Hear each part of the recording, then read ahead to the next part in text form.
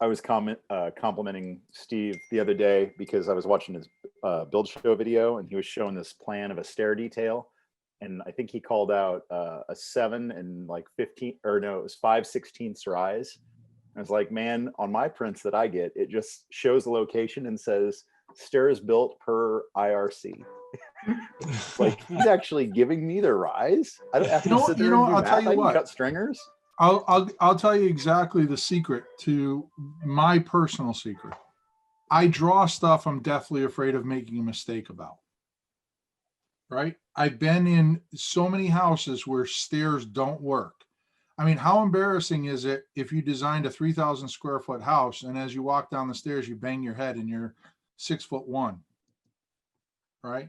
That's pretty embarrassing. So, I mean, window schedules, I probably review them 5 times before I'm good with it. Like 5 different times, not in a row. I'll shelf it and 2 days later, look at it again and maybe go from the bottom of the schedule up just so that I don't glaze over the same things. And then I get the window schedule and I go over it at least another 3 or 4 times before I put the order in. Same thing, separate occasions. Yeah.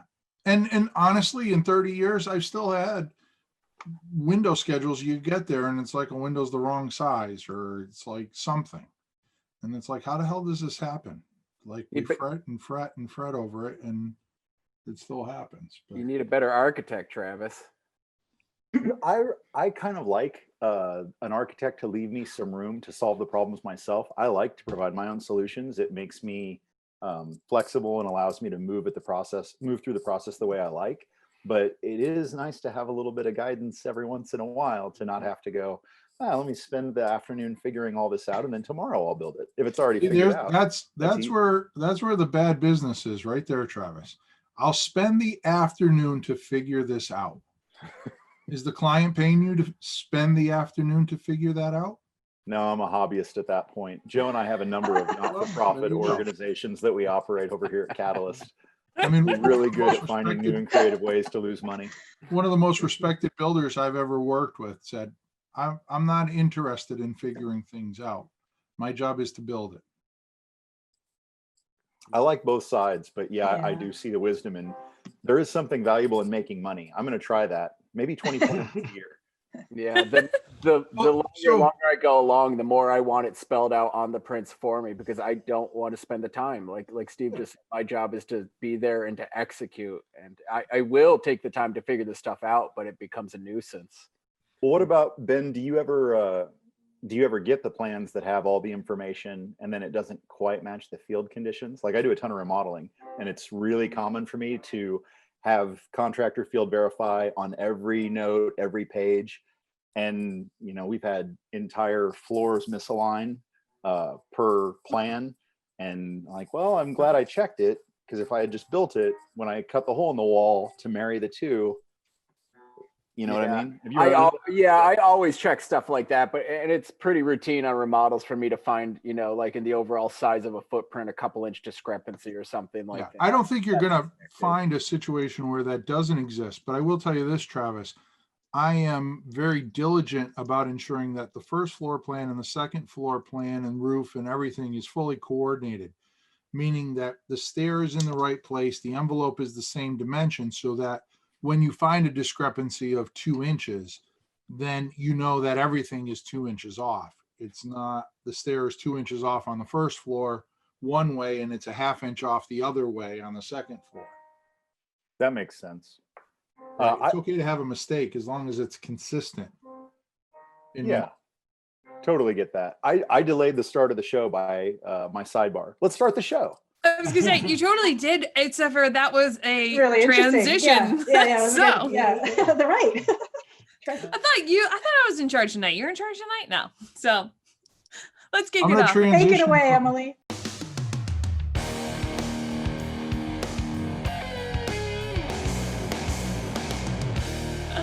So good evening. Welcome to the BS and Beer Show. BS stands for Building Science. Tonight we are going to talk about dealing with transitions. I am Emily Mottram. Tonight I am having I'm having a switchback IPA from Burlington, Vermont. So sort of close by.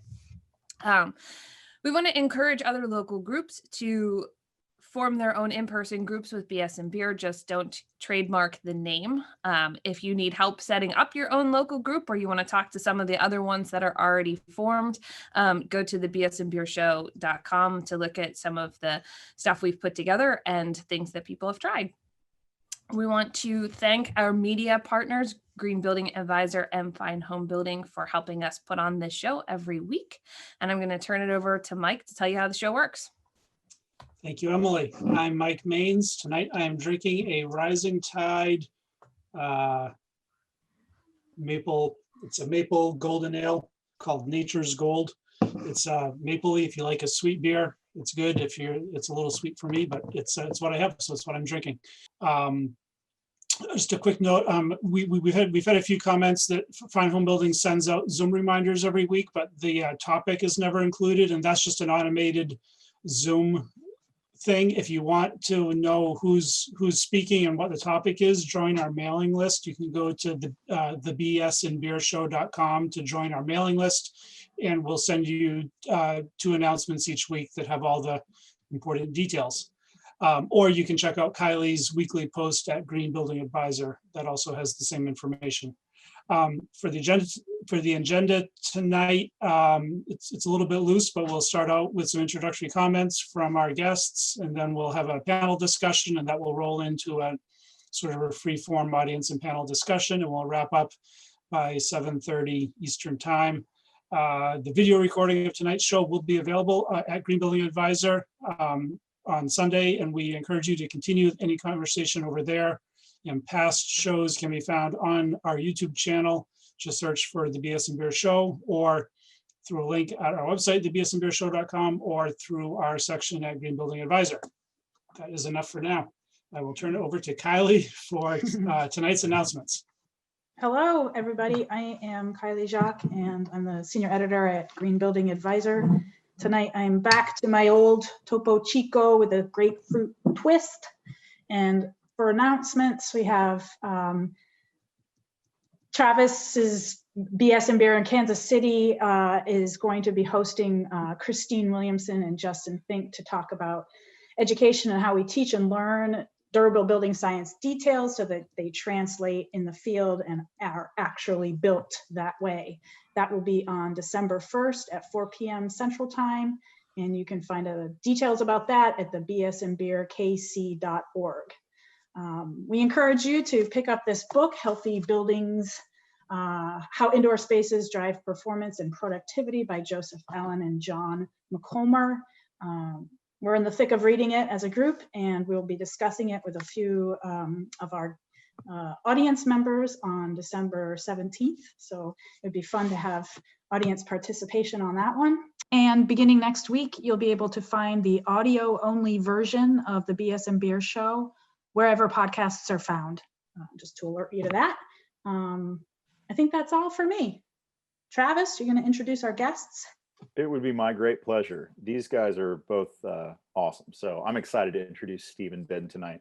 Steve's a good friend. He's a nationally recognized architect who's been in the building industry for over 30 years. Throughout his career, he's designed hundreds of projects across the spectrum of energy performance and sustainability, with distinct notoriety in the residential construction sector.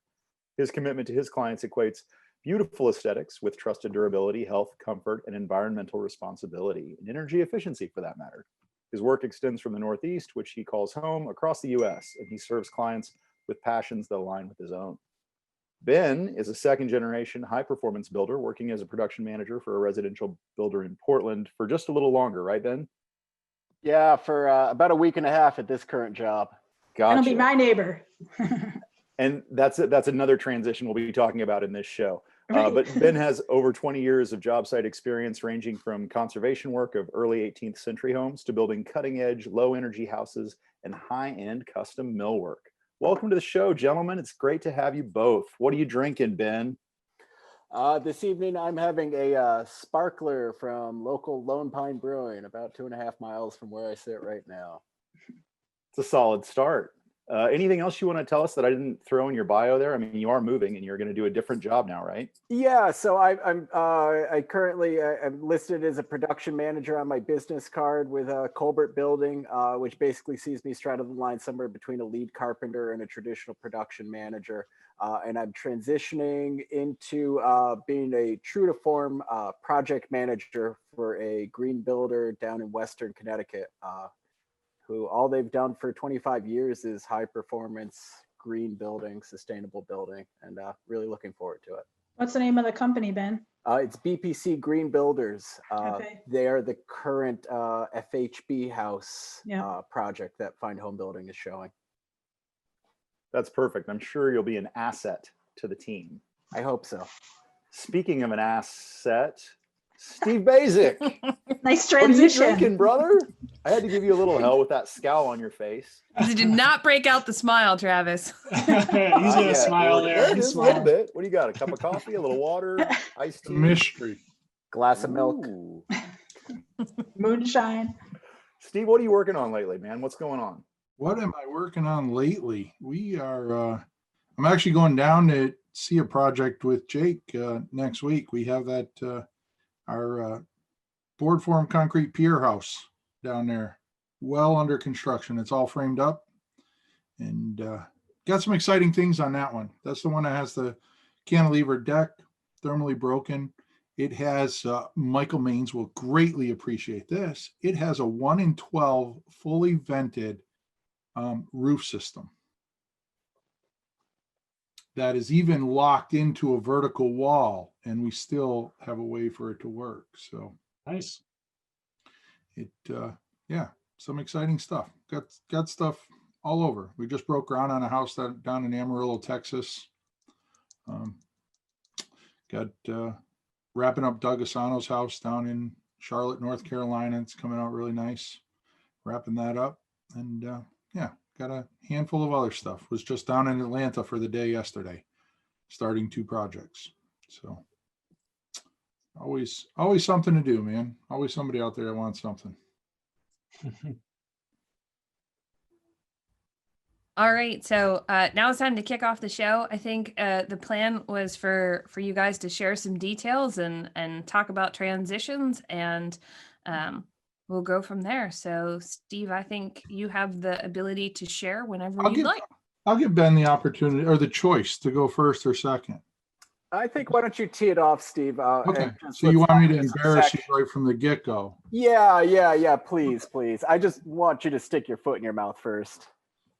Not going to happen. All right, I will. So honestly, I've been giving this a lot of thought about this word transition, and I rather than show you a slideshow, I just have a CAD file. We can breeze through some drawings, but the idea of transition in our industry has far more outreaching connotation than, say, just in the drawing details, right? So I jotted down some notes here this past week. And one of the things is as an architect in my personal career, there's a transition in time, right? Everybody knows the kind of 100-hour or 1,000 or 10,000 hour rule. That's what it is, right? Which is basically like 10 years or something to become good at what you're doing. But I think there's a transition period in everybody's career in the industry where you kind of migrate from I think I know to, yes, I do know what I'm doing, right? I mean, everybody starts out, even the best of carpenters, best of architects, designers, plumbers, electricians, everybody starts out with, oh yeah, I can do that. And then they walk away going, oh crap, I never did that before. How do I do that? Right. And I mean, that was my very first passive house 11 years ago. Guy said, oh, do you want to, I'm thinking about doing a passive house. I excused myself, went into the powder room, Googled passive house, came back out and said, oh yeah, that's not a problem. That's a set of building parameters. It just got brought over from Germany and et cetera, et cetera. And then we figured it out. But I think that, the important moral of the kind of career transition is to not be afraid of it, to be confident in such that we can figure it out. And there's other people in the industry that we can search out to help us figure it out and become better at what we do, and to, you know, not just give up and say, no, I'm not going to do that. So I think that's, you know, kind of the global transition, if you will.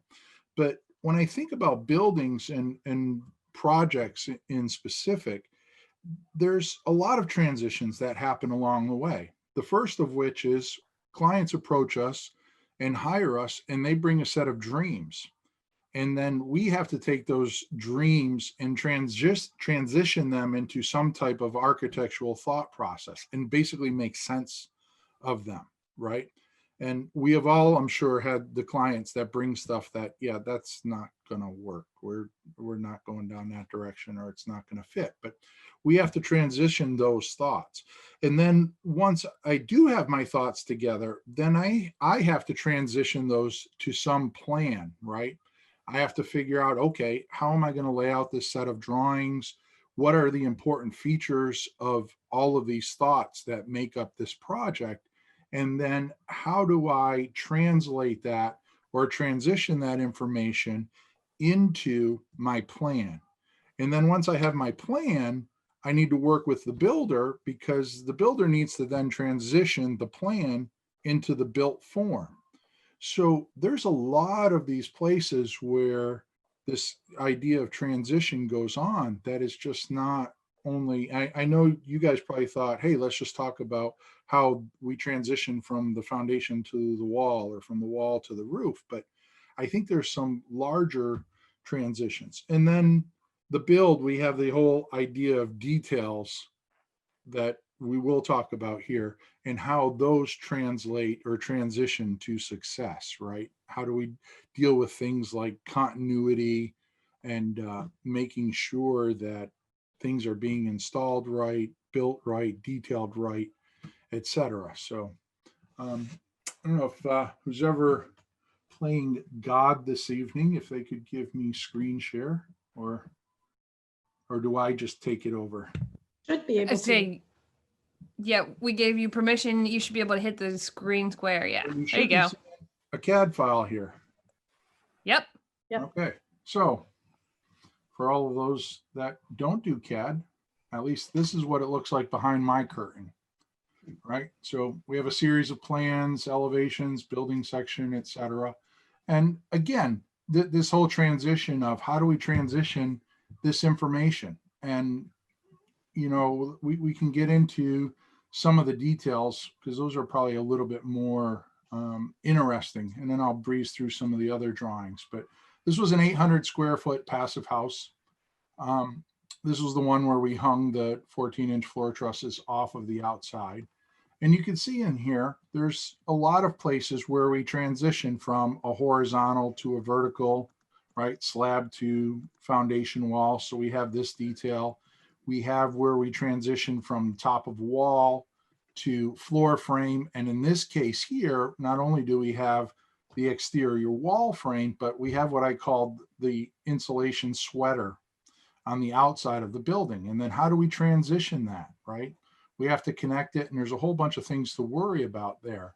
And then as we go up, the wall thinned out, the insulation practice changed, and we have some transitions in here.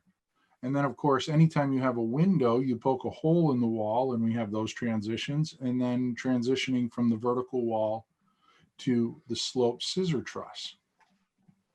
All right, so if we go over here, and keep in mind, some of these are a little high in R values, but this is old world passive house. The new passive or new FIAS calculations would help us degrade some of these R values a lot. But this one we're not going to spend a lot of time on, because we've seen this a lot. Whole bunch of insulation underneath, turns the corner, encapsulates the slab, and then runs up the wall. And then at the wall, this is where a lot of things happen. We have to maintain continuity in our insulation.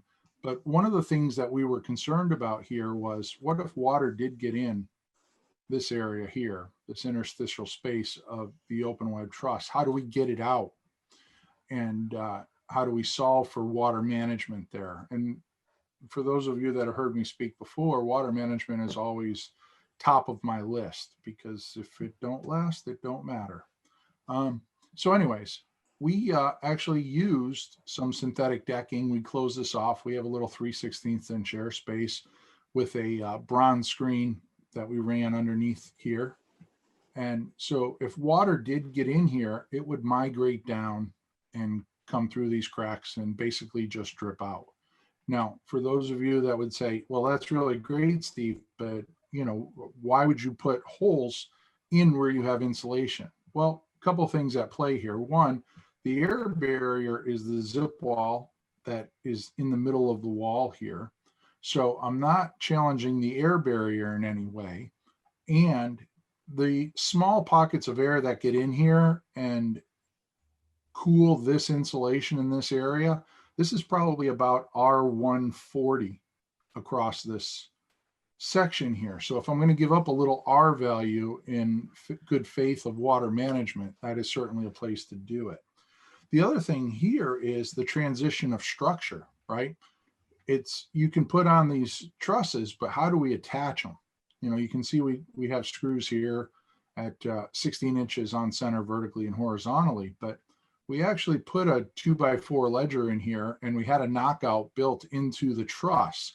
So it made it real easy. These trusses were 14 foot tall, 14 inches deep, and they could be installed by one person because you had a second person in this ledger.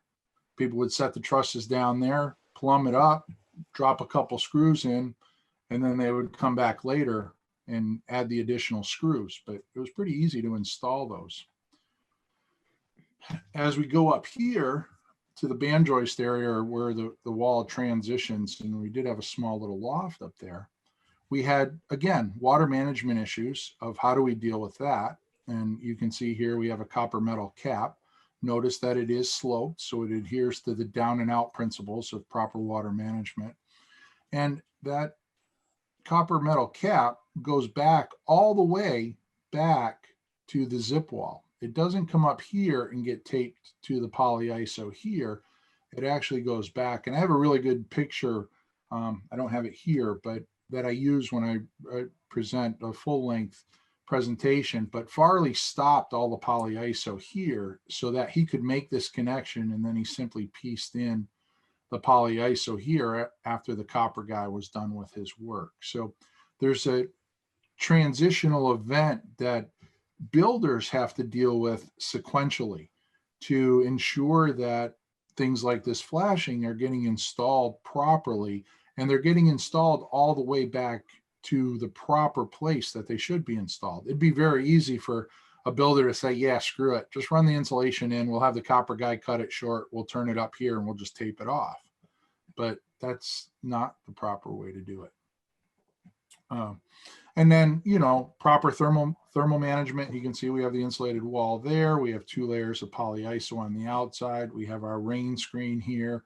This one here is an open planked rain screen, so that we have all those proper transitions in the control layers, and they're all working in concert with each other, right down to, you can see we put a sloped kerf on every one of the planks so that any water that got in would also adhere to that down and out principle there.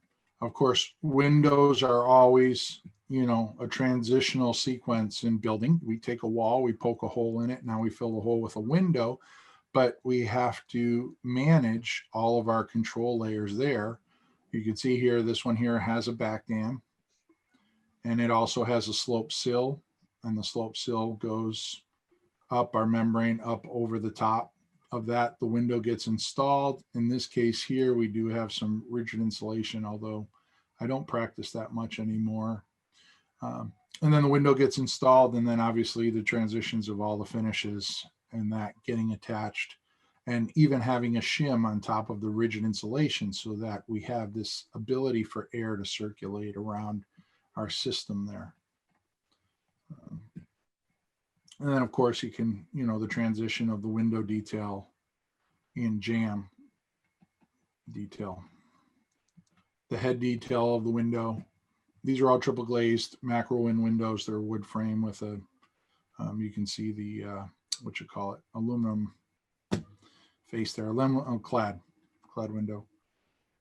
But basically goes up all of that same rain screen. We have proper water management here in that our rain screen is proud of the head trim here, so that we have that ability to, again, to drain out, so that there's all these proper transitions of water management, that this house at every nook and cranny has the potential to dry and drain, which is, of course, imperative for proper water management. And then we get up here and, when it comes to ceilings and roofs, I always say vent until you can't. So we have a vented roof here, even though it's a scissors truss. We spaced the boards out a little wider here to kind of mimic what we did on the wall. And then we had a brass screen in there, and we just bled our ventilated air in, and it goes up the chute. We have a full blown cellulose roof there. And the way we transitioned, this was a really cool transition. And I'll point out before I talk about this, a lot of my work is design build. So a lot of these things are pretty heavily detailed, but they're still awaiting, how can I say, site verification. Like, okay, we have a plan. We think we know how we're going to do it. We'll go out there and, Farley will cut a 12-inch piece of plywood, and then we'll run through the steps and say, okay, that worked like we planned, or we'll develop the necessary modifications to make it work better than our plan. And then he'll turn his guys loose and say, okay, do the rest of the house just like that. But what we did was we had a piece of 3/4 inch by 9-inch plywood, and we basically had it temporarily nailed to the wall. And then we ran an ice and water shield, or a membrane, in this case, I think it might even have been zip tape, ran it up over the top and ran it down the face of that plywood. And then we left it down there. Then we inserted the trusses. And after the trusses were installed, they took out the couple temporary nails and they flipped that up. And then they nailed it off to the bottom of the trusses. But what we had was, we had the zip tape, you can see it here, grabbing on and biting the air barrier on the outside. It traverses the framing at the top, and it is now on the back side here between the truss and that 3/4 inch flange. And then we can run a couple beads of acoustical sealant, attach the drywall to it, and fly up through the scissor truss down the other side to a mirror-like detail of what we have here, so that we maintain the continuity of using the drywall air barrier up and over the scissor truss. So we have that transition, and it worked out just as we had planned, and worked out that detail with Farley. I'd love to sit here and say I'm going to take credit for all this stuff, but I worked with some pure geniuses as contractors. And when we sit down at the table and we say, okay, this is where we need to end up, and this is kind of the ingredients we have, what's the recipe? And I'm always thrilled at, my job, because I get to work with fine people like that. So that's the general details of the wall section. I'm just going to breeze through. I know Ben's chomping at the bit. Just the set of plans for this one, because I think there's a lot of areas of transition and thought that went into this house that might not be as common. The foundation here was very simple, 800 square foot. There wasn't a whole lot of magic there. The floor framing here, there's a couple areas that I concern myself with, getting the stair opening right, having the beams aligned. In this case here, we did lay out all the plywood. Notice that we also laid out all the drains for the toilet to make sure that we were missing all of the plumbing there, and actually missing it on the tub there too. So that all of that stuff worked out. As far as the stair opening goes, here you go, Travis. I know you'll like this, but there's our stair detail to make sure that the rough opening and rough frame opening and everything that we're asking for does in fact work as we transition from one floor to the next via the stairway. And I call out what the rough stringers and rough treads are, etc., wall stiffeners, all of that stuff. So I view the drawings as one way to do it. Certainly open to making modifications, but I think we need to figure out at least one approach that we can then scrutinize. And of course, all the beam sizes here, when I size the beams, I just call them out what they are here, what rim board we're using, what headers we were using. We have, the floor plan, not a whole lot of magic, pretty straightforward stuff. The couple things about the trusses, this was the first time I was doing a Larson truss project. So we actually did a framing layout and we laid out all of the trusses, and Farley and I reviewed it just to make sure that we weren't missing something, or we were going to get to this point where we have 80 trusses sitting on site and we realized we should have done something else. So not only did we do that, but I also did a whole series of wall framing elevations that fully coordinated all of the window openings, and stud count, all of that stuff, how it ties in. You can see how it ties into all of the roof framing and how all of that stuff transitions, all the framing around the trusses. So, and then some of these places where it's a half wall at dormers and how those window openings all transition. And then of course, we talked earlier about ordering windows, but it's one thing to order the windows, but there is all this information that we have to transition from, say, this window to how big are the openings. So if we look at, say, W1 window is 2438, well, the rough opening is 1 inch larger than that. The plywood rough opening is a little larger than that it grows in 3/4 of an inch. And then we have what I call the two by stud rough opening. So the framer frames that, and then we slowly close that opening in until we put the window in. But everybody needs this information, and it's far easier, Travis, to calculate and understand what that information is rather than take an afternoon out and figure it out, right? That someone's figuring that out ahead of time.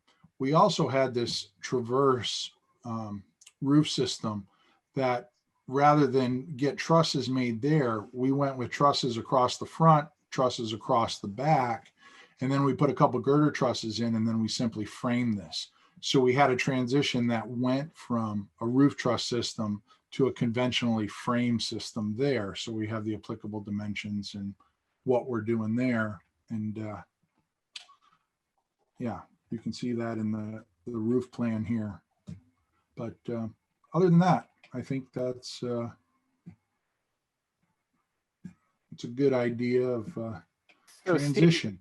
Steve, do you send a cut list for your framers? I don't, but I You could. could. I mean, it's pretty much here. Once you get it all, I mean, you have heights of jacks, you have heights of cripples. Yeah, it's all there. I mean, it's not. And honestly, I mean, some people would sit there and say, oh my God, it must take you forever to do this. It really, the first time I did it many moons ago, it did take a little while to figure it out. And here's the thing that I know you guys, will always question as being an architect, do I really know how to frame? Right? Is the question, because there's things that, I don't know if I, like here, right? You have this wall. Well, we have the extra 5.5 inch wall. That's the long wall that gets stood up first, right? So we have to account for that 5.5 inches on both sides so that the second stand up wall is the one that's 11 inches less so that it stands up there. So we can take our information and we can provide it and do this work, but we have to ensure that, this is that career transition that I talked about, that there's a point where you think you know what you're doing. Oh yeah, I'm an architect. Of course I know how to frame a house. Well, no, you know how to put in studs in a wall section and show it. But do you know that the first stud is, 15 1/4 to the face and, at 16 inches on center, right? Do you know those numbers? Do you know that you need to drop the 5.5 inches on the perp wall that comes in on the interior walls that you're standing up. So there's things like that, or the fact that some of these top plates run long and some of them run short, right? Because they're going to intersect and interlock as those walls get stood up. So all of that stuff, you have to be confident in what you're doing, but there's that transition in a person's career where, yeah, I mean, do I know as much as, framers? No, I don't, but I know how to lay out framing in a house, and all of these studs are coordinated with the roof trusses, and those are all coordinated with the floor framing members. So everything's working in concert with each other. And my job isn't necessarily to tell them how to frame. My job is to coordinate the floor framing with the wall framing with the truss framing on the outside, and make sure that, again, when we have 80 trusses sitting on the site, that they're the right length, that we have the position for them, and we know how we're going to install it, because that coordination effort has been thoroughly vetted. So there you go, Benjamin. All right. I was just about to say, Steve, I love you to death, but you're boring me to tears. So if Steve will shut off his pretty pictures there, we can talk, or you can keep them up. I'm going to dovetail a little bit off of how Steve opened his comments.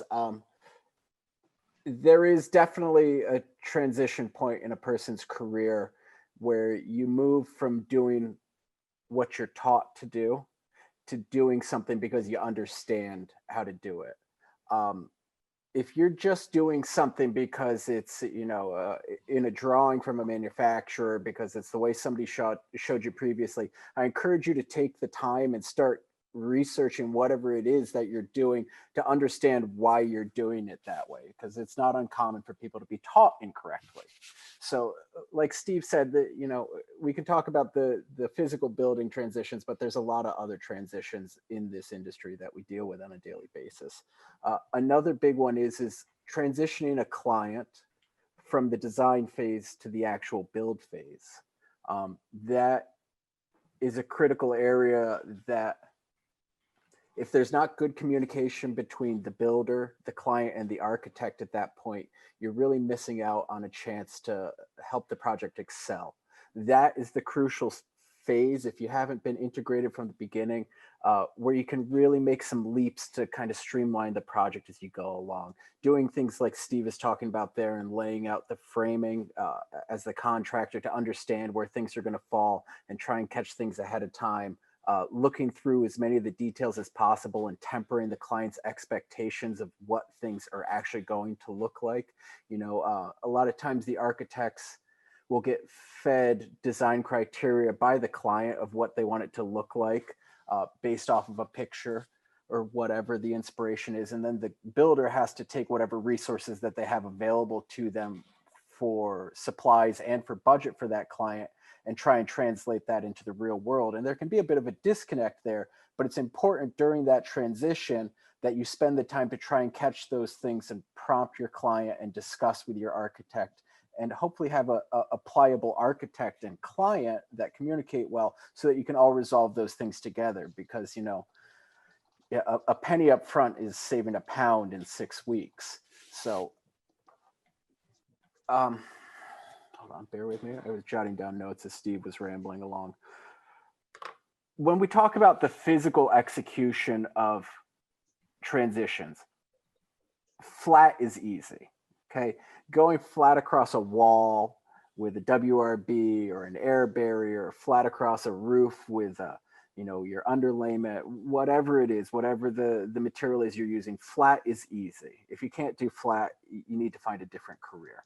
The place where we run into issues is whenever we introduce a turn into something, making a turn around a corner with an air barrier becomes an area where we're introducing risk. Wherever we introduce a new material, so we have to transition from one material to the other, especially if this is a control layer. Transitioning from roofing to a cheek wall siding and making sure that that all comes together and everything plays nicely. Those are critical areas that we have to turn our attention to.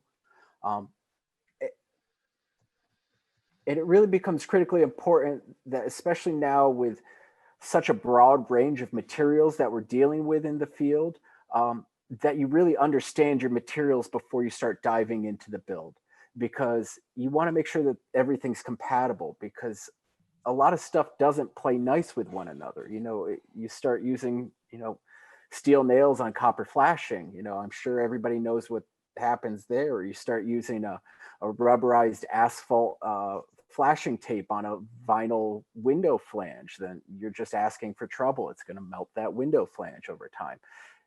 It's paying attention not only in how you execute, but in your homework ahead of time.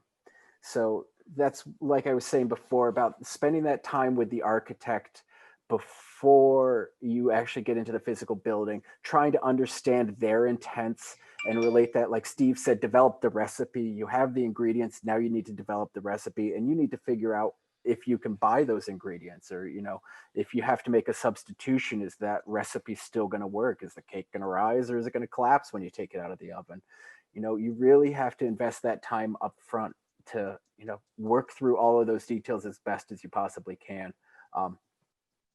I'm kind of an oddball in a lot of ways in my approach to building. For myself, when I was running my own business, I will take a set of designs that I get from an architect or a designer, and I will then redraw essentially the entire thing in SketchUp, you know, not to every detail, but to work out that stuff that Steve was talking about. You know, how are my tub and my toilet waistlines laying out in that framing? Am I going to be able to make that work? Do I have to account for headering off? How, like the exterior eye joist, can I change my layout of my framing so that it ends up that I have, you know, plenty of space on either side of my window buck for insulation? It's taking the time to just, you know, maybe not in the finest grain detail, but kind of pencil that stuff out in SketchUp, or even if you do it on a notepad, and just try and work through as much of that as you can, because that's going to become your personal resource throughout the build to turn back to. And hopefully you've worked through a lot of that stuff. You know, Travis made that comment in the beginning about getting stair rises on a set of prints. He said, you know, he has to spend an afternoon figuring that out. What I try and do is I try and work all of that stuff out before we even show up to the job site, because, you know, as I'm running that job, my time is more expensive once that job is rolling.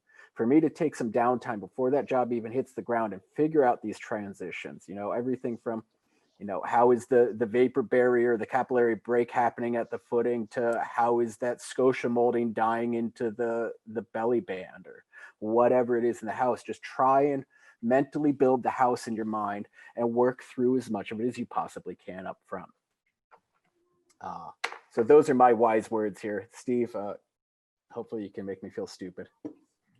Man, you made a lot of great points. I especially like the point of compatible materials, because I didn't touch on that. There's, you know, at Building Science, when I used to do a lot of building investigations, and that was more in the infancy of, we didn't really know to ask that question.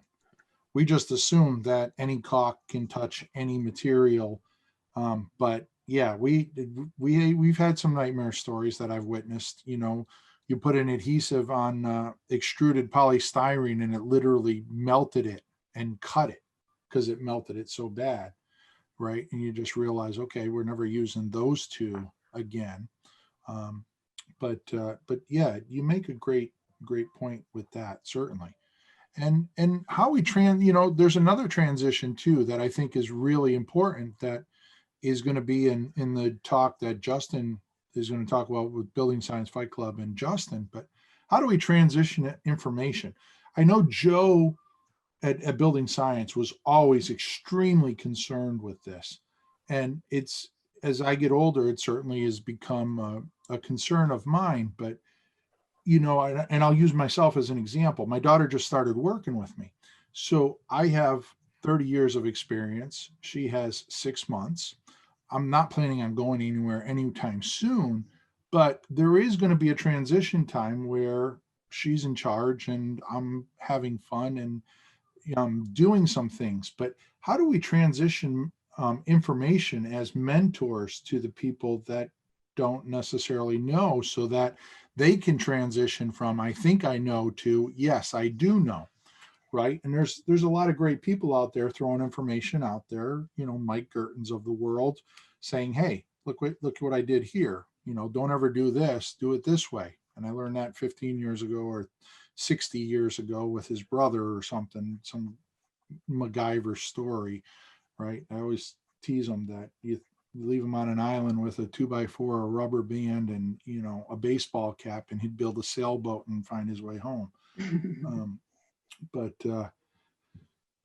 really, I think it's extremely important that for those of you that hold your cards really tight to your chest, that we need to share this information, and it's all information. If we screw something up, share it and talk about how things have gone bad, but we need to share the really good information too, so that, like Peter Yost would say, none of us is going to live long enough to see every problem. So we need to share information. And it's also transition that. To add on to that, Steve, it's also be curious about what you do. Be curious about the materials you work with. I'm always very curious about what you're doing. I know you are. I know you are. It's trying to have some sense of, curiosity, I guess is the best way for me to phrase it, about everything in this industry, because the more you can draw in, whether it's, directly related to what you're working on or just something that pops into your head, the more you can absorb about materials and processes in this industry, related or not, it helps your career, because you may run into a situation where all of a sudden you're like, hey, I saw this, maybe I can use this to accomplish that. So, people like to, maybe I shouldn't say this, people get into a rut sometimes where they learn the materials that they know and they just use those. And when an architect or a designer or a client throws something new at them, it's like the world exploded. The stuff that I live for in my day-to-day job is the stuff that I've never done before. That's what keeps it interesting for me. And that ability is what I think allows me personally to accomplish a lot of the things that I do, is because I try and have a broad understanding of the entire industry and the materials that are out there in the marketplace, so I can pull these things together to execute those dreams and those visions of the architect and the client. So stay inquisitive, question things, dive into things, get lost down rabbit holes. Yeah, get yourself in trouble, because it's usually that's where you find the most opportunity. Try something hard. But get yourself in trouble on paper, not out there after the concrete is poured. Or on your own house. More expensive. Yeah, your own house. Go build a 10 by 10 shed out in the backyard. Do all your testing and stuff on that. I mean, that's where building science gets half of its ground knowledge, right? They have the shack out and back. They build it. Coda goes out there. You got the mad scientist working on the shed. And I don't even care if he's listening, but I always tell people, I worked many years with Coda. He has my highest respect, but I always explain Coda as he is the closest transition of computer to human being I know. When I worked with him, I would just literally turn around and say, hey, Coda, I need that house we're working on. I just need a rough size of the return. He's like, I haven't calculated it yet. I go, I know. That's why I'm asking for a rough size, Coda. No, well, let me calculate it. And I would literally have to wait an hour. Coda doesn't give rough information. He doesn't give guesses. He gives the exact, and then the calculation is something like, oh yeah, it's like 10 7/16 by 8 3/16, but we can probably just go with an 8 by 11. Thanks, Coda. Been waiting on this for about an hour. But go try to pick that up at your supply house. That 8 by 11. Are you trying to buy paper? Because you're not going to have it. You guys talked about transitions from the architect to the builder on the field, right? And I talk a lot about integrated design, and Christoph mentioned something about transitioning that also to your mechanical contractors and everybody else. But I think we're also missing the transition back to the architect after construction or during construction, because, we're not on the site every day. And sometimes we don't know if something didn't go well or if it did go well, and so sometimes you're either repeating bad details or not repeating good details if you, don't get that transition dump after the project. Like, hey, these 10 things went well and these couple of things didn't. So I think that's another. So Emily, do you make a point? I honestly, I make a point. If the framer is, say, projected to be done next Wednesday, I'll go out to the job site next Monday, climb up on the roof, hang out with them and sit there and say, you framed this house. Was there anything that I should have changed? Were there notes I should have added to the drawings? Is there stuff that was on there that you didn't use or didn't need? But I think that, I would label it as validation, like closing that loop. But I do. I'm going to point out two things to you. One, it's definitely that transition period where now, after being in business for 11 years, I feel more comfortable doing that, going out and saying that. And two, as a woman in the field, it's just a little bit harder to go out there because you have to feel like you have to feel like everything, and it's sometimes hard to ask, but I just kind of have gotten over that barrier and just say, you know what, I don't care if I look stupid because I'm going to look even dumber if we do this again. So I'm going to go out and I'm going to ask those questions and do that. So I do make a point of that. And, as far as building science goes, which is something that a lot of architects don't do, is I also make a point of, I tell the contractor from the beginning, I'm going to show up at all these points. I want to see air sealing details. I want to see the insulation before you put the sheetrock up. Like, I want to know when all these things are happening so that I can come. I want to see any insulation that's going to be buried before you backfill or pour a slab or do those things. So I definitely do that. But there's still some things that I think that you don't always catch. So I will tell you this, Emily, that there's stereotyping and honestly, with my daughter working with me, that is in the back of my mind, that her education has to be such that she needs to go out there and earn respect and not just play the role of an architect, but actually know what she's talking about. But the flip side of stereotyping, and Ben, you're going to love this. I'll climb up on, a roof or something, sit there, and the guy will be like, "Oh, hey, how you doing, man? Who are you? What are you, the plumber or the roofer?"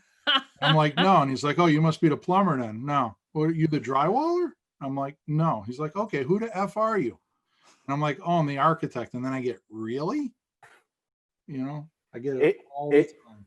It's very rare that I've ever had an architect climb up on a roof. And Emily, for me, I'm like a cat. I'm sure you are. Yeah. I hate roofs. I'd actually ask Ben to come down. Could you just come down here and talk to me? Right.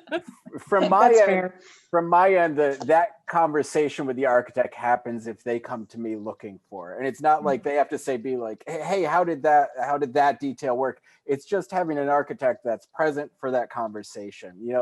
It's all too common in the industry that we get a set of prints at pre-construction, we work through them, sort out any details. Maybe we have one or two hiccups throughout it, and the architect's just non-existent. That's another transition that I think is the hard part of being the architect, that this is a client to architect to client to builder transition, is that we're usually the first people voted off the island too. I think somebody said that in a previous week, because they feel like they paid you to do all this stuff, you figured it out, you've done that. And so, but that's part of that early construction conversation that you have between the client, the architect, and the builder. Is it's trying to get everybody to understand, the client to understand, that you would like the architect to remain part of the process. I also think that as architects, we need to just come to the job site, whether we're being paid to do it, because it's a disservice to us to not learn things on the job site. It's your due diligence. Part of your education, not part of the job. Correct. Yeah. Honestly, the architects that show up on the job site for me are the ones that I want to work with again. If I get a set of prints and it's like pre-construction conversation, and then they're just a ghost and I never see them again, I don't want to see another set of their prints. They might be, it's the truth, and it might be great prints, but I want to have that dialogue. I need that dialogue throughout the process from an architect, because it makes my job easier and it helps me to deliver a better product if I can have that conversation. because there are just this, this comment that we had at the beginning about the stair dimensions on a set of prints was prescient of what we're discussing. I would much rather have somebody else work those details out for me with the intent that they have than me stand in the field, try and scratch out what I think is going to make something happen. I have, a crew, I have subs showing up, I have material deliveries, I have machinery that I'm all trying to juggle while at the same time work out a set of details.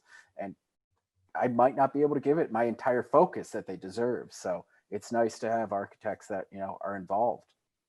Yeah, absolutely. There's a whole bunch of stuff going on in the chat box, and two things I picked up. Doug mentioned their biggest issue is the transition between two crews, like between the roofing crew and the siding crew. Are you guys finding that too? It's like between subcontractors, the transition between subcontractors. And I actually heard something today. A friend of mine is an instructor in a construction tech department, and he said, he just showed up there. He's new at the head of the construction tech department, and he said, I don't understand. The architecture department doesn't talk to the construction department, who doesn't talk to the plumbing department, that doesn't talk to the electrical department. So they're starting, in some cases, starting this even just in the school. Like, why is this not totally integrated? That transition between subs for me is if there's issues there, and I'm sorry, Doug, if this is hitting close to home, if there's issues there in those transitions, that falls onto the project manager. Because it's the project manager's responsibility to make sure that information is transferred between subs and between the client and between the architect and between the engineer and whoever is at the table. That's the project manager or the project superintendent's job. So if there's a disconnect there between them, that's on the management. You just summed up. I would agree, Ben. General I tell everybody, there's only one driver on the bus, right? There's a lot of people driving it, but there's only one driver. You cannot have everybody just kind of running ragged. One person has to be coordinating all efforts out on the job site. Mm-hmm. Then it just falls apart if there's not. And I've watched it over and over and over again. Or even if you're trying to hand off between a couple of people running a project, unless you guys are really tight and you've got your systems dialed in, it's just asking for trouble. Yeah. Totally. One of the other. Go ahead. Or just, this is, I totally expected this conversation to entirely be about like what product are we using when we go from floor to wall. Like I had no idea where we're going to go to this, but it's awesome. It's great. That's why I love BS and Beer, because I never know where we're going to go with things. Just a couple of comments. One is this all kind of relates to like in permaculture design. They talk about the interesting things happen at the edges and at transitions, so that can be physical, but it's also in construction. Just there are a lot of people involved in building a house, especially a big house or a good house, and just being able to have all those parts align and move smoothly from one to the other. Just it's a very complex thing, and everyone, almost every custom house is a prototype. So it's not like you've built this house 5 times before, and most of us in the high performance world compulsively have to reinvent the wheel. So we're always trying doing different things. And so then it's like, so I've been like, do it like we did last time. It's let's try this way. And then it's just, it gets complicated. But Carol Stenberg had a good question is because there are so many transitions and passing of the batons, is design build an answer? Like, is it easier when things are all under one roof? I mean, I would say so design build is one of those things where it kind of has multiple levels too, right? There's the design build where there's people that have an architect working directly for that construction company. I would argue 90% of my work is design build, in that 90% of my work is probably through 5 or 6 contractors. And so there are some times where, I don't draw that detail. I just tell, Jim, hey, we're going to do this one just like we did the Joneses over there, how we did that eave. We'll just do that, and we'll use the same gutter, or we'll change it like this. But it's really easy for that. But I think that certainly helps minimize, because now your transitions are translated to experience. So when I talked about that career transition of where I thought I knew to I actually know, it's working in the expectations. Like if I chose to, God forbid, work for any length of time with Ben, we would grow to understand our strengths. And then I would be able to say, yeah, just do this like that. And then I wouldn't have a problem. I wouldn't have to do the detail. But that's because that transition has matured to a level of, very sincere trust. So, and I think that's what that design build has going for it. For me, just to speak a little bit about design build, when I was in business for myself before moving up here to Maine, I operated as a design build because it allowed me to be the control freak, to be the OCD person that I am, to control all these details ahead of time and work through them. It puts a lot of eggs into one basket, though. You either have to be a very nimble company and also profitable to be able to absorb some of that design time in the early stages, or you have to be a large enough company like Steve was talking about, that you have an in-house architect working for you. So it can work. Yeah, it's nice to have everybody sitting under the same roof as you're putting a project together. Is it the answer? It's an answer. Mm-hmm. I think it doesn't have to be design build if you've selected either the right architect or the right contractor, or you're that special client that actually pays attention to everything. But you need one of those three parties involved to actually care about all of it. And I always tell my clients that the whole purpose of my position, the only reason that I exist on the job, is these transitions, is the framer talking to the roofer, talking to the siding contractor. Because if you could just call the framer and have him frame the house, and he would do that kick-out flashing, and then the siding guy would show up and put up a WRB and put up his siding, and then the roofer wouldn't tear off the damn kick-out flashing so that he could make his roof easier, then you don't need me, because everyone just does what they're supposed to do. But if you don't have an architect who goes out to the site like Steve and gets on the roof and says, hey, what the hell's going on here? Where are my kick-out flashings? What the hell? Why isn't there a cricket here? I don't understand what happened. Which I know that's not what you said, Steve. You go up and you ask the questions to try and do better. But I'm saying here's the experience I have with architects in the field. I've had two that ever came out to see my build. One of them was the homeowner. And so, of course, we had lots of conversations on her job, and she did a fantastic job of us working together. And the other one was a guy who thought he was smarter than anyone else in the world, who came out to tell me all the terrible things I was doing to ruin his experience with the client. And I told the client that I was going to have to be fired. I was like, you got to let me go, man. Just fire me on this job. It's not going to work out. Your architect and I cannot get along.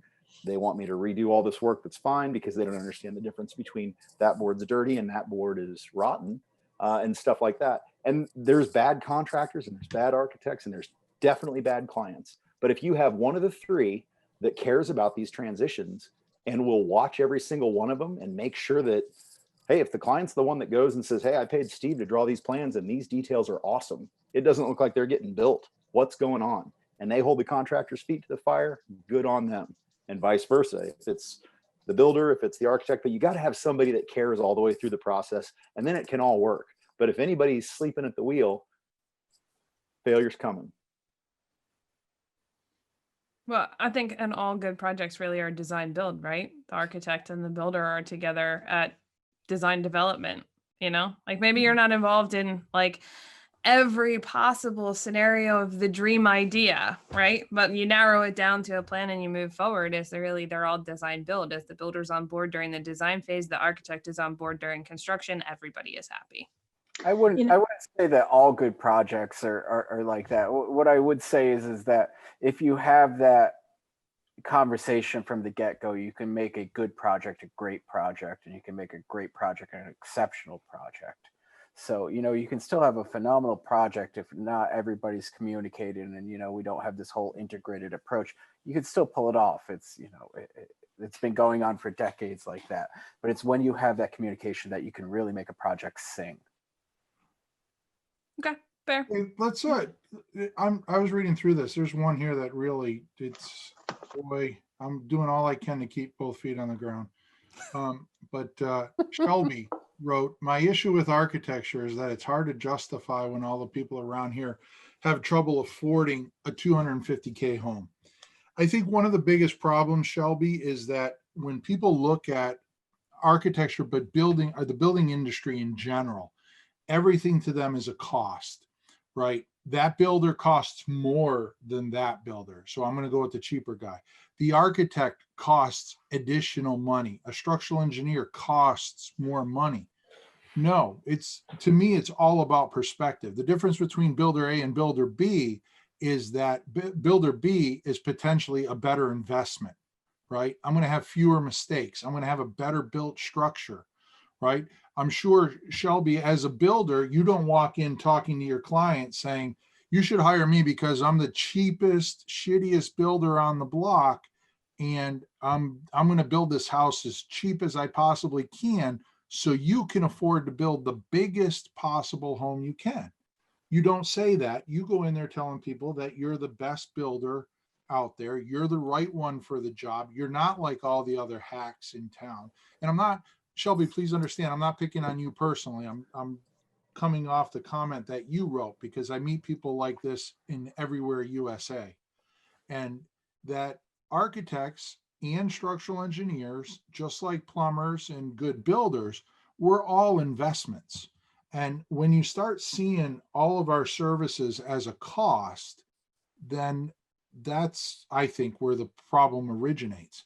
Because I think that if you came to me and said, hey, I want to build this 250K home, I would find a way to get my fees in alignment with what we need to do to provide that person a really good house.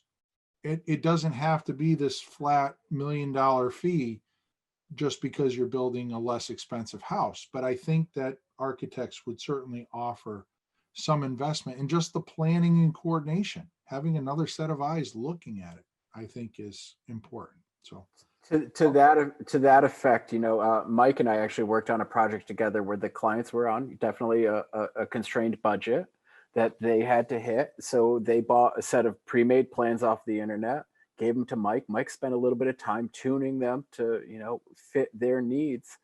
And we were able to deliver what I think is a really phenomenal house, a house that has character, that has good performance, and that they absolutely love. So it doesn't have to be the all-in thing. It's also, like Steve said, it really is a matter of perception. There are going to be people that want to buy the Pulte homes of the world and the Toll Brothers homes of the world. And then there's also going to be the people that consider architecture an investment that they believe in. There's going to be people that see what living in a quality crafted and designed home does for your life and for your well-being and just your perception of the world around you. So it is definitely a perspective thing. And it is also a market thing. If you are in an area where it's blue collar and it's, people struggling to buy a middle of the road house, architecture is going to be a hard sell. But those are the places where you can do kind of, like I said, the stuff with Mike, tweak a set of pre-made plans or just, have an architect put together a really bare bones set of prints for you. They don't have to be fully detailed out to, every detail, and find a contractor that you believe in and that matches your budget that you're comfortable working with to be able to deliver, something in between. A trained professional architect is going to be able to bring more to a design in a short period of time than the world's greatest contractor. I don't think I've ever heard a builder say that. It's the truth. It's what they get paid for. I have great opinions, but I'm not gonna. I can't do what Steve does. And Steve can't do what I do. It's just it's the matter of it. I tried growing it. This is as long as it gets. No, buddy. It's cute. So our friend Steve Demetric wants to bring it back to a more practical note. He's asking about opinions on transitions between acrylic adhesive flashing tapes and liquid applied flashings. I know Ben has some experience with this on the zip end. Any compatibility issues, or is it just a sequencing issue? I don't see, well, okay, so here's the thing is we need to clarify what we're using for a liquid applied flashing, because there's different compounds that we're using if you're in the STP, Let's say, if you're in the STPE family or silicone family, you're probably going to be okay. I still prefer to have a positive lap when I have a tape coming over a fluid applied. So if you're like fluid applying your sill, I'd rather have the jam flashings come down over top of that than vice versa. With zip in particular, you have to wipe the tape with a solvent before you apply liquid flash. If you're having it flash over the tape, if the tape's pre-installed, you have to clean it because there's a release agent on the tape. So chemical compatibility wise, I don't think there's any issues. If you're using, an asphaltic based fluid applied flashing, I first off recommend you to steer away from that anyways. You might have some compatibility issues with different tapes, but for the most part, I tend towards acrylic tapes for everything I possibly can because they have so few compatibility issues.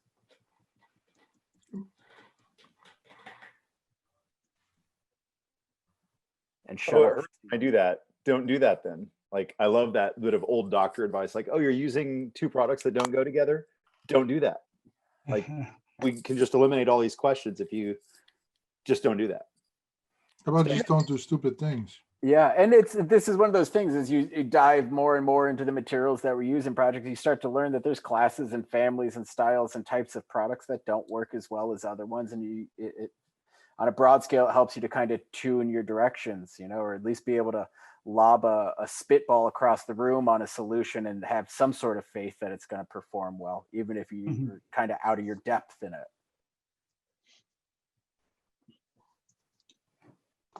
Someone just posted in the chat, which sorry, this is going a little bit back to what we have, is how do we convince clients that better construction is worth it when they can't see into the future problems, which is a problem in our industry in general, right? Is, building things that aren't lasting that long, right? And people maybe not staying in a house for more than 5 to 7 years, selling it, and then the next homeowner inherits the issue. What do you see as far as the transitions to convincing people? Like, how do we convince them that? That's the difference between somebody who buys a set of kitchen knives from Walmart and somebody that goes out and buys a $200 Japanese chef's knife. It's perception. It's what perceived values are. You're always going to have people that are not going to invest in quality construction because they're trying to hit a price point and they're only there for 5 years or whatever it is, and that's going to continue to exist. Code can push some of that forward. Whether that's the right solution, I don't know, but it's always going to exist.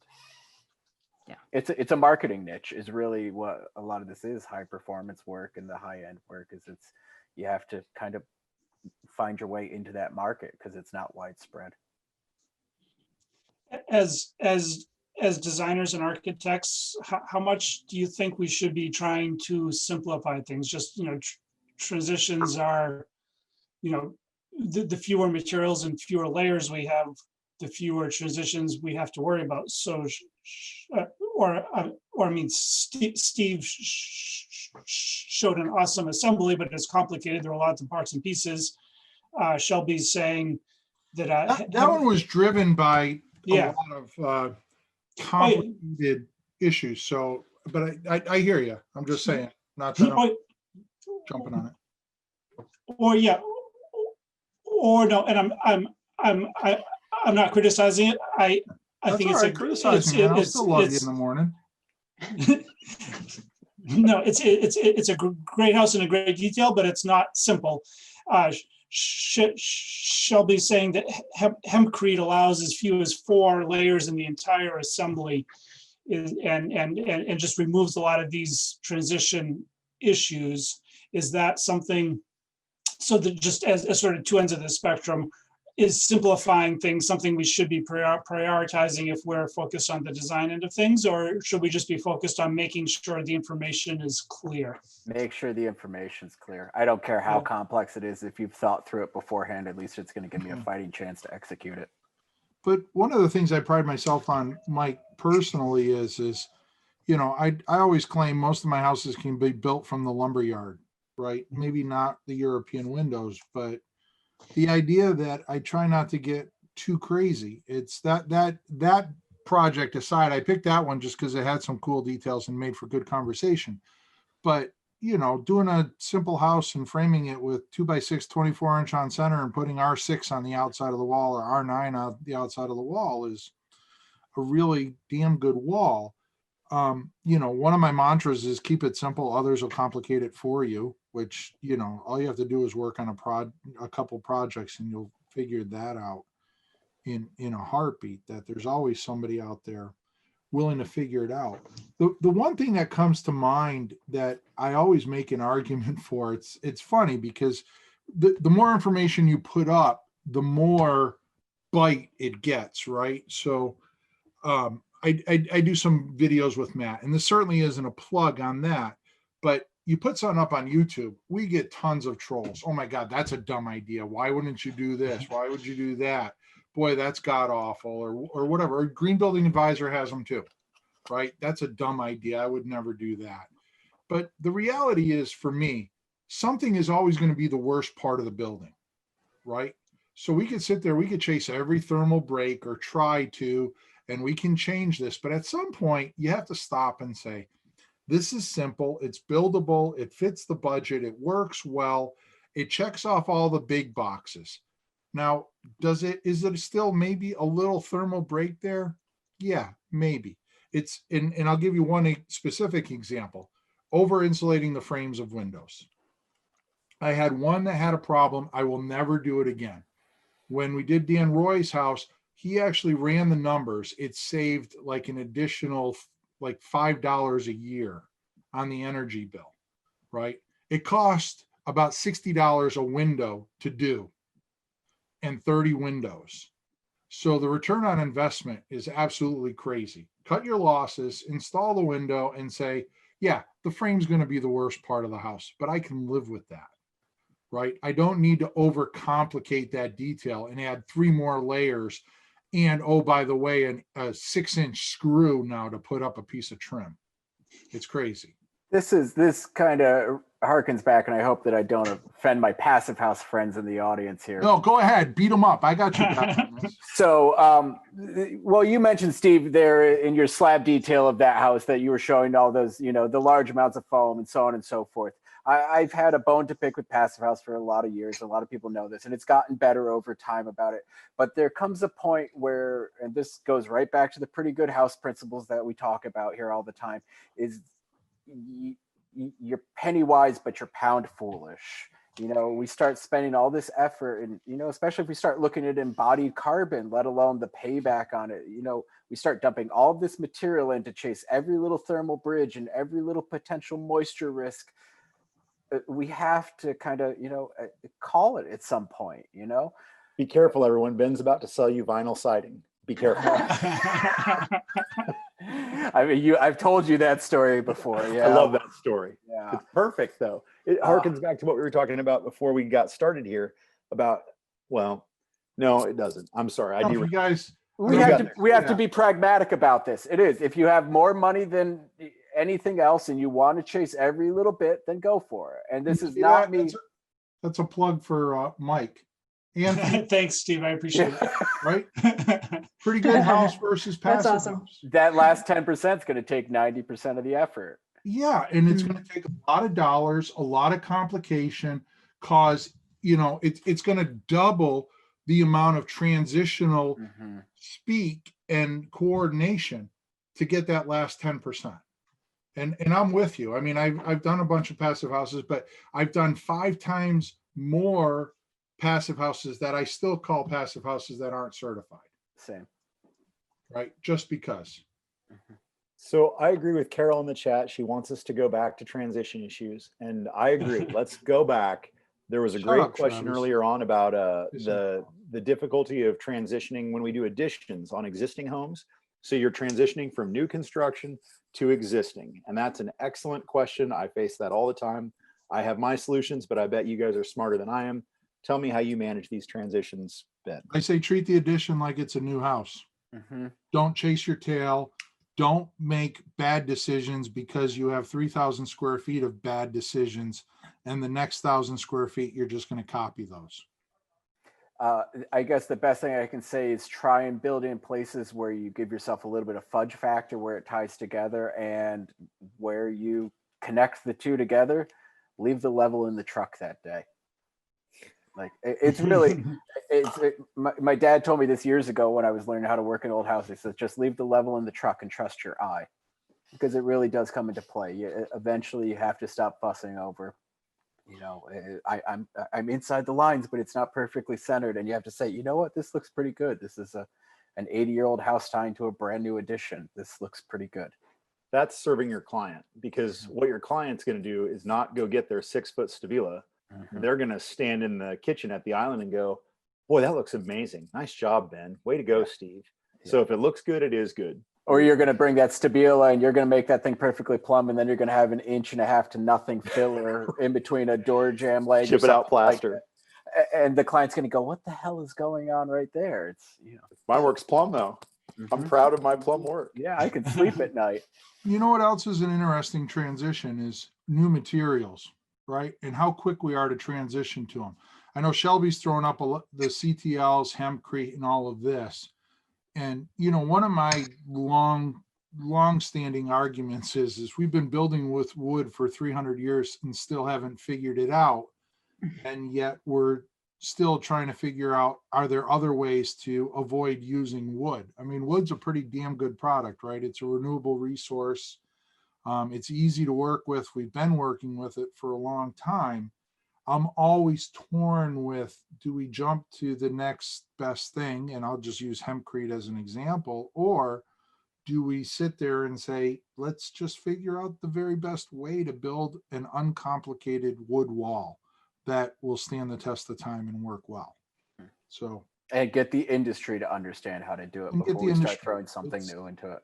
And I'm all for new products and novel approaches and stuff like that, because I think there's a place in the industry for them to push the dialogue forward.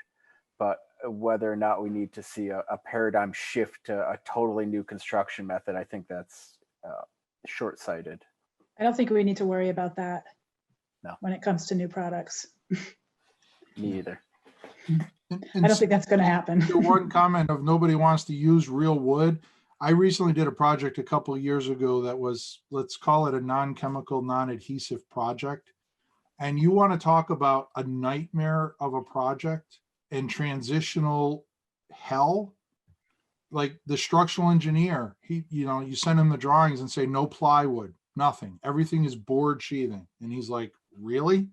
He's like, are you sure you want to do this? Do you understand how much engineering is involved in that? Yes, please do it. Went to the framer. Guess what I got? Really? No plywood? All board sheathing? Do you realize how much this is going to cost to install? Yes, we do. Please do it. It's one of those things where we can do that stuff, but there's challenges when you get out of the middle lane, right? There's a big challenge. And transition that there's the moral struggle of deciding to use this material over that material. And it's a challenge, because there's some places where the one that you don't want to use is the one that's most abundant and the one that's the least expensive. And the clients look at you like, why are you specifying this if it's twice the price? Right. And that's a hard argument to make, a real hard argument. But also don't take this as shunning of trying new things, because like I said before, we really Every do one of need your to comments, stay you open. preface it with, don't be offended, but offend people, man. Go ahead and offend The filter is on, Steve. The Punch filter. them. Just punch them in the face. Didn't have enough beer yet. Up at you. Yeah. Tell them how you feel. I'm trying to be nice.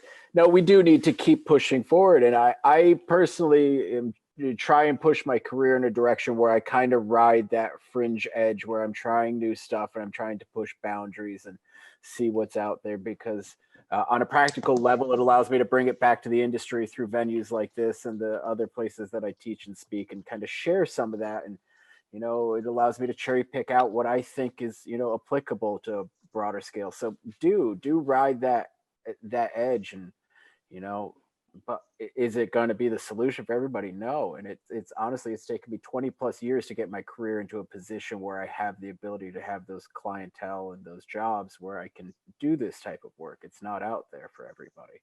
But if it's what you're interested in, chase it, because you'll be able to get there. Well, and I think you made a great point too on the Modern Craftsman podcast. If you haven't listened to it recently, Ben just did a podcast on there. Oh my God, it took me a week to get through that one.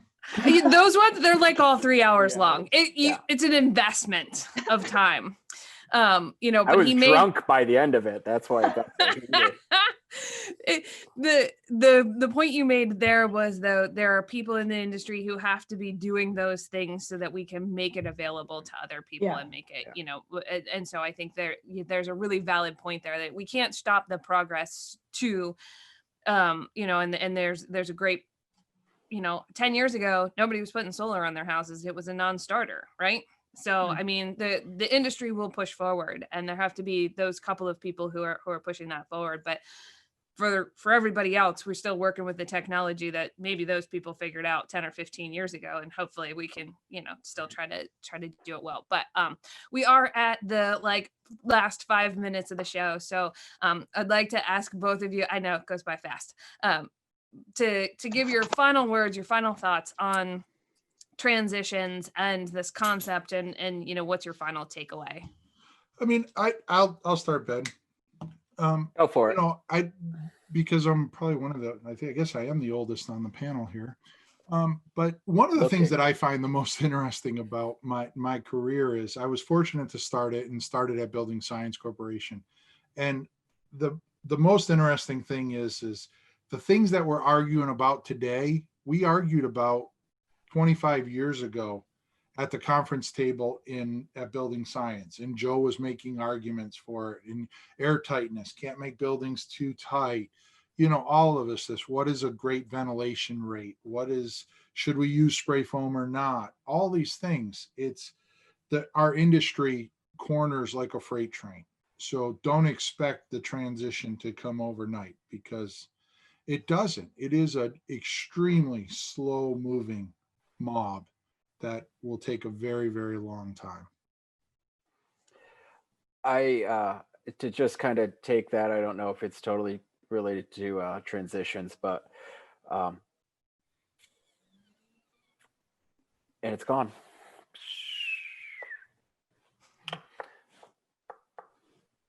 Yeah. Hey, we'll just wait till you figure it out. Yeah. I don't know if that's ever going to happen. I don't think so either. Yeah, it's gone. Sorry, brain fart. It's okay. He's already transitioned to the next thing that he's doing, right? Which is basically what the rest of us are. I was like, "What's for dinner? What's the next thing?" I'm gonna Nice save, Emily. Yeah, I'm in me all the time. I'm in the middle of moving and changing jobs right now, so it's like You said lots of great stuff. You don't need to have a closing thought. Yeah. Steve summed it up. I'll borrow Cindy's comment, which is I have seen a huge transition in the past 2 years to way more interest in building science, which I think that's true. It's or just more publicly available. Like it's, I know Steve's been doing building science for 25 years, and I've been doing it for five or 10 years, but it's sort of hitting the mainstream now, and that's really cool. That the effort you put in 25 years ago is finally paying off, and that it's getting more mass adoption. So that's I think the fact that the latest round of code issues is actually starting to address things like air tightness, vapor transmission, and all of these things that and whether they enforce it or not, but the fact that they're putting the words out there and the concepts out there to be thought about forces us all to think about it. And I'm going to tip my hat to the BS and Beer crew. It's, you know, people like you that provide, you know, avenues of education, like here tonight, by bringing people like me and Ben on here to have a discussion, share some thoughts. It's really important to, you know, cut that radius of the freight train down, Mike. And, you know, you guys are doing a really great job at it. So I commend you all at BS and Beer and all of the satellites down in Springfield and Kansas City and Tennessee and out west that, you know, keep up the great work. because Thank I you very much. appreciate it. I got it. I got it back. Okay, so here's my thought. Great. So I think that there's a lot of discussion in the industry that we're somehow going to save the world by some sort of new form of construction. And there's a lot of attention being paid to smarter construction and low carbon, so on and so forth. This is just me being the brutal pragmatist that I am. We're not going to save the world, plain and simple. But what you can do is you can give your life purpose if this is what interests you. So by all means, chase it, but don't delude yourself with the thought that you're going to save the world. That's fair. That's Cool. it. Hey, I'm going to shout out to my good friend, Bill Robinson. Thank you, Bill. I was down there last week, man. We limited out on everyday fishing. We filled the boat, stole some from your Mississippi. It was a great time. All right. Thanks a lot, guys. We really appreciate it. Your time and sharing your expertise. Yeah, Thanks thanks to for the audience. Thanks for Thanks. coming, everybody. thanks for coming on. Thanks for sharing, and it'll be up on YouTube. And I think Kylie this week pushed a podcast, right? For people who want to listen at work. Oh, That's right. Travis, way to go. Got it all. I'm still Hey, if you halfway. put the elbow above the shoulder, it looks even bigger. You know that. Above the shoulder. That's the trick. I'll trust you, Steve. Of course, a Marine would know that. Hoorah. It's all about perception there, Benjamin. You know it. Thanks, guys. Appreciate Thanks, it. Thanks, everybody. All righty. Have a good night. Good night.